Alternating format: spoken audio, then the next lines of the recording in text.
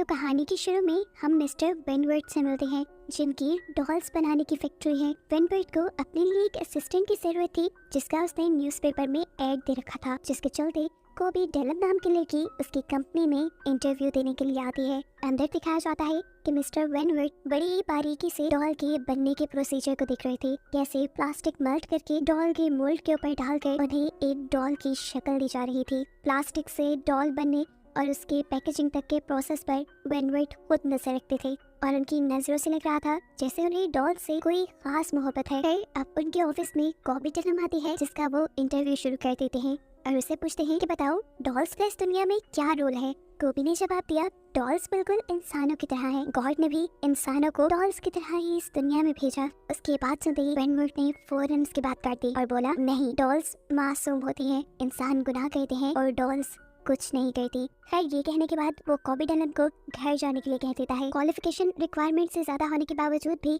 उसे कॉबी इस जॉब के लिए ठीक नहीं लगी। हालांकि कॉबी ने उसे यकीन भी दिलवाया कि वो बहुत मेहनत करेगी और अपने आप को प्रूफ भी कर देगी। खैर, कॉबी जैसे ही घर जाने के लिए पीछे मुड़ी तो हमें दिखाया गया कि उसे वेनवर्थ के ही किसी आदमी ने किडनैप कर लिया है। अब कोबी को जब होश आया तो वो वेनवर्थ के पैलेस में थी, जिस पैलेस को ठीक डॉल हाउस की तरह डिजाइन किया गया था। इस टाइम उसके सामने वेनवर्थ खुद बैठा था, जो उसे बताता है कि अगला पूरा हफ्ता वो यही उसकी इस डॉल हाउस में गुजारेगी और किसी ब्यूटी पेजेंट गेम की तरह उसे यहाँ के हर गेम में पार्टिसिपेट भी करना होगा। लेकिन कॉबी को इस सब में इंटरेस्ट नहीं था। उसने बहुत ही प्यार से इनकार कर दिया, लेकिन वेनवर्थ ने बताया कि यहाँ उसके पास कोई ऑप्शन नहीं है, उसे जो कहा गया है उतना उसे करना ही पड़ेगा। कोबी उसकी बातों से बहुत ज्यादा घबरा चुकी थी। उसके जाने के बाद कोबी ने यहाँ से भागने की कोशिश भी की, लेकिन वेनवर्थ की सेक्रेटरी ने उसे पकड़ लिया और भागने की उसकी सारी कोशिशें नाकाम कर दी। एक प्लान फेल होने के बाद कोबी ने भागने के लिए दूसरे प्लान्स को यूज करना शुरू किया। उसने सारी विंडोज और दरवाजे देखना शुरू कर थी जो बाहर की तरफ खुलते थे, लेकिन तभी पीछे से एक लड़की ने आकर कोबी को बताया कि ये पैलेस पूरी तरह सील्ड है। इसे डिजाइन ही इस तरीके से किया गया है कि इसके अंदर आने वाला कोई मेन दरवाजे के अलावा कहीं और से बाहर ना जा सके।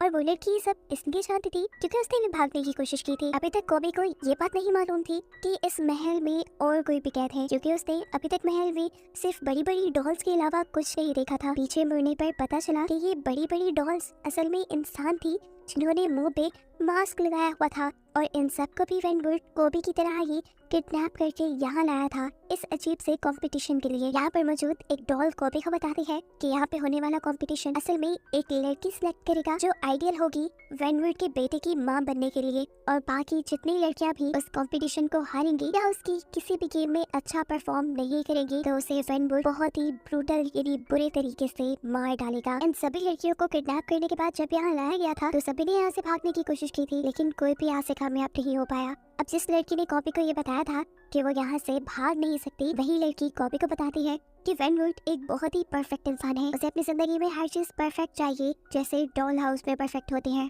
और 2 साल पहले उसे जब पता चला कि उसकी वाइफ उसे चीट कर रही है तो उसने उनको भी बड़ी ही अजीब मैनर में सजा दिलवाई। दोनों को बिना कपड़ों के उसने कुएं में फिकवा दिया और उस कुएं में फिर बिजली की तार छोड़ दी, जिससे वो दोनों मारे गए। अभी वो लोग ये बात ही कर रहे थे कि अचानक वहाँ पे तेज बहन होने लग गई। उस लड़की ने बताया कि अब वेनवर्थ आने वाला है, उन्हें जल्दी से किसी डॉल की तरह तैयार होना होगा। बेल के बजते ही ये लोग एक खास रूम में जाते हैं जहाँ बहुत सारे कॉस्ट्यूम रखे हुए थे, जिनमें से हर लड़की अपने लिए एक कॉस्ट्यूम सिलेक्ट करके पहन लेती है और फिर किसी डॉल की तरह बुत बन के खड़ी हो जाती है। कोबी ने एक क्लाउन यानी एक जोकर वाला कॉस्ट्यूम पहना था। इतने में ही वेनवर्थ और उसका बेटा ऑटस रूम में आ जाते हैं। सारी डॉल ऑटस को अच्छी लगी, लेकिन कॉबी नहीं, जो एक क्लाउन बनी हुई थी। और इससे पहले कि कॉबी को मार दिया जाता, ऑटस को इम्प्रेस करने के लिए कॉबी एक मैजिक ट्रिक दिखाती है।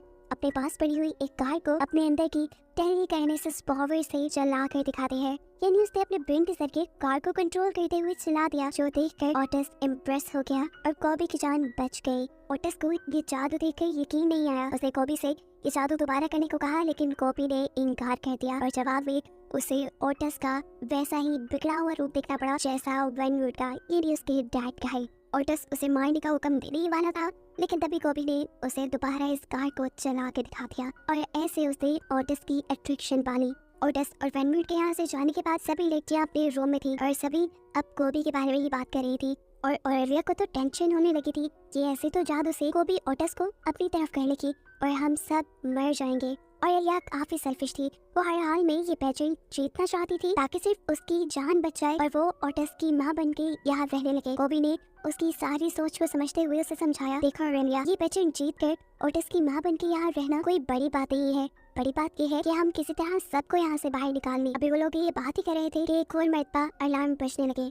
सभी जल्दी से डॉल की तरह तैयार हुई और डाइनिंग रूम में आ गई। वेनवर्ड ने सभी को टास्क दिया टेबल सेट करने का। इन सबके पास सिर्फ 1 मिनट था। जो सबसे बुरा टेबल सेट करती वो मारी जाती। कुछ तो ये काम काफी अच्छे से कर सकती थी, लेकिन कुछ लड़कियाँ बहुत ही ज्यादा कंफ्यूज और पैनिक हो गई। ऐसे में सिर्फ ऑरेलिया ही काफी कॉन्फिडेंट नजर आ रही थी अपना टेबल सेट करने में। कोबी को भी टेबल सेट करना नहीं आता था, इसलिए उसने ऑरेलिया को कॉपी करना शुरू कर दिया। लेकिन लास्ट ही मिनट ऑरेलिया ने एक चेंज कर दिया। उसने फॉक के साथ एक स्पून रखा और ये चीज कोबी ने भी नोटिस कर ली। इससे पहले कि वो चेंज करती 1 मिनट का टाइमर खत्म हो गया और हड़बड़ी में उससे एक ग्लास भी टूट गया, जिसकी वजह से उसे वेनवर्ड से अच्छी खासी डांट पड़ गई। इस कंपटीशन की विनर तो ऑरेलिया ही थी।